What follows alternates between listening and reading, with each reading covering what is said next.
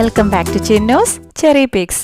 നല്ല കിഡിലനായിട്ടുള്ള ഒരു പൊട്ടറ്റോ ഫ്രൈ അല്ലെങ്കിൽ മെഴുക്ക് പുരട്ടിയുടെ റെസിപ്പിയാണ്. ഒരു ചിക്കൻ റോസ്റ്റിൻ്റെയൊക്കെ ഒരു മണമൊക്കെ ആയിട്ട് നല്ല റിച്ച് ആയിട്ടുള്ളൊരു മെഴുക്ക് പുരട്ടിയാണ്. ഉണ്ടാക്കാനായിട്ട് വളരെ എളുപ്പമാണ്. നമ്മൾ സവാള പോലും യൂസ് ചെയ്യുന്നില്ല.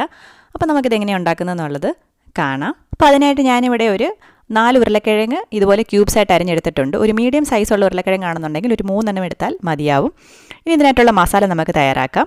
അതിനായിട്ട് 1 ടീസ്പൂൺ കശ്മീരി ചില്ലി പൗഡർ ചേർത്ത് കൊടുത്തിട്ടുണ്ട്. സാധാരണ മുളക് പൊടിയാണെന്നുണ്ടെങ്കിൽ 3/4 ടീസ്പൂൺ എടുത്താൽ മതി.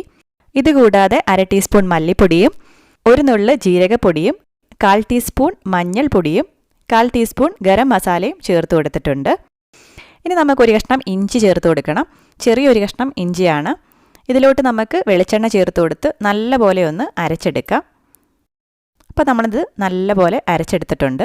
മീഡിയം സൈസിലുള്ള 3 ഉരുളക്കിഴങ്ങ് ഇത്രയും മസാല മതിയാവും. മസാല കൂടാതെ നമുക്കൊരു 4 വെളുത്തുള്ളി കൂടി വേണം. അത് ഇതുപോലെ ഒന്ന് ചതച്ചെടുക്കുക. നമ്മൾ തൊലി കളഞ്ഞിട്ട് അരിഞ്ഞെടുക്കേണ്ട ആവശ്യമില്ല. ഇങ്ങനെ ചതച്ചെടുക്കുമ്പോഴാണ് ആ ഒരു കുത്തലില്ലാത്ത ടേസ്റ്റ് കിട്ടുന്നത്.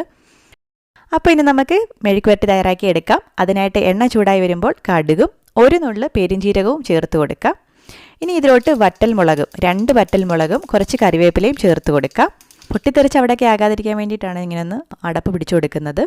ഇനി ഇതിലോട്ട് നമുക്ക് ചതച്ച് വെച്ചിരിക്കുന്ന വെളുത്തുള്ളി ചേർത്ത് കൊടുക്കാം. നല്ലൊരു മണം വരും. അതിനുശേഷം നമുക്ക് അരിഞ്ഞു വെച്ചിരിക്കുന്ന ഉരുളക്കിഴങ്ങ് ചേർത്ത് കൊടുക്കാം. ഒരുപാടിട്ട് ഇളക്കേണ്ട ആവശ്യമൊന്നുമില്ല.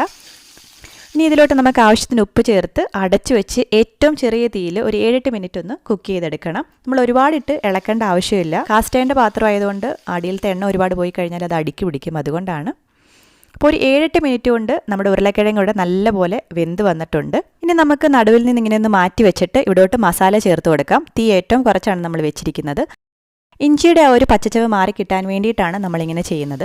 ഒരു 1-2 മിനിറ്റ് നമുക്കിതിങ്ങനെയൊന്ന് വെച്ചേക്കുക. ഞാൻ ഉരുളക്കിഴങ്ങൊക്കെ അതിൻ്റെ മുകളിലോട്ടൊന്ന് ഇട്ട് കൊടുത്തിട്ടുണ്ടായിരുന്നു. ഈ സമയത്ത് നമുക്ക് കുറച്ച് കസൂരി മേത്തി ചേർത്ത് കൊടുക്കാം. ഇതിട്ടില്ലെങ്കിലും നല്ല ടേസ്റ്റ് തന്നെയാണ്. കസൂരി മേത്തി എന്ന് പറയുന്നത് നമ്മുടെ ഉലുവയുടെ ഇല ഉണക്കിയതാണ്. സാധാരണ നമ്മൾ ഇറച്ചിക്കറിയിലൊക്കെ ചേർത്ത് കൊടുക്കുന്നതാണ്. അപ്പോൾ ഇത്രയും ചേർത്ത് നമ്മൾ നല്ലപോലെ ഇളക്കിയെടുക്കുക. ഈ സമയത്ത് നമ്മൾ ലോ ഫ്ലെയിമിൽ നിന്ന് മീഡിയം ഫ്ലെയിമിലോട്ട് മാറ്റി ഇതൊന്ന് മൊരിച്ചെടുക്കണം. ബാക്കി കുക്കിംഗ് എല്ലാം ലോ ഫ്ലെയിമിലായിരുന്നു. കുറച്ച് ചോറും പുളിശ്ശേരിയും ഈ പൊട്ടറ്റോ ഫ്രൈ ഉണ്ടെങ്കിൽ വേറെ ഒന്നും വേണ്ട.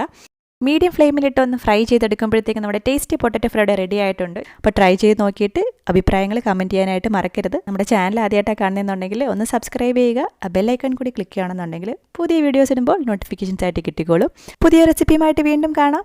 അതുവരേക്കും ബൈ.